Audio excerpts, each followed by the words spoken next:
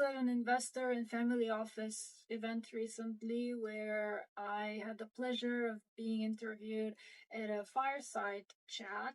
And I wanted to share with you some of the themes that emerged from our conversation. But the one thread through everything we discussed is the following: sophistication does not equal durability. Many of the family offices that look the most institutional from the outside, with complex structures, sophisticated tax planning, and substantial wealth, are the ones most exposed to fractures from the inside. The vulnerabilities typically tend to be operational and relational, not necessarily financial. Three things determine whether wealth holds across generations. None of them are about sophistication. Number one is how risk is read, managed. Investment conversations typically begin with the discussion on returns. Where is the yield? What is the IRR? But the lender's habit is different, and that's the angle I come from. The lender reads every opportunity for what breaks first, not as pessimism, but as a way to institute discipline. Risk is permanent. It can be analyzed, understood, and perhaps mitigated, but never removed. And the biggest risk a family carries is the quiet conviction that there is no risk left.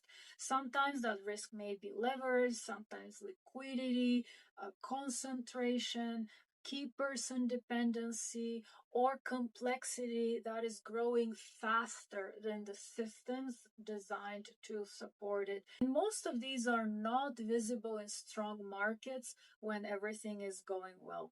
Number two is governance that actually decides, having the system of governance, which goes beyond the written document, which is the family constitution, because governance is really a decision system, and that's not necessarily the same as the constitution. Confusing them is perhaps one of the most expensive habits in our industry, because a document will tell you what the family believes, and the governance will tell you who decides what, with what information, under what accountability, and at what speed.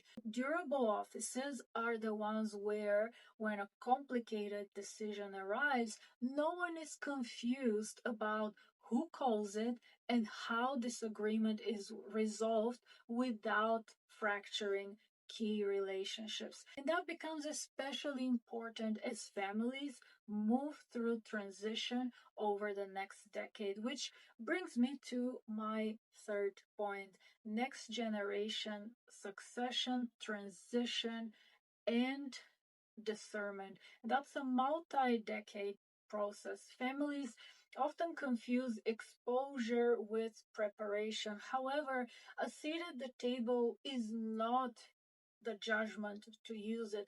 Real readiness is built through structured responsibility and experiential learning. Small decision first, with real consequences and grace for mistakes, and larger ones over time with true accountability. Because discernment is like a muscle, it only grows under load and with consistent exercise. And the families that transition well begin that work decades before they think they need to. And the ones that struggle wait until the principal is ready to step back, and then discover that a willing successor is not the same as a prepared one. I'd like to leave you with this particular thought from our conversation. The three factors: read risk honestly, build governance that decides, and develop next generation discernment under pressure. Because wealth does not compound through brilliance, it compounds through resilience. And the work of a family office is not to maximize the next decade. I view that rather as the gravy on top, but rather it is to protect the downside and build wisely across generations.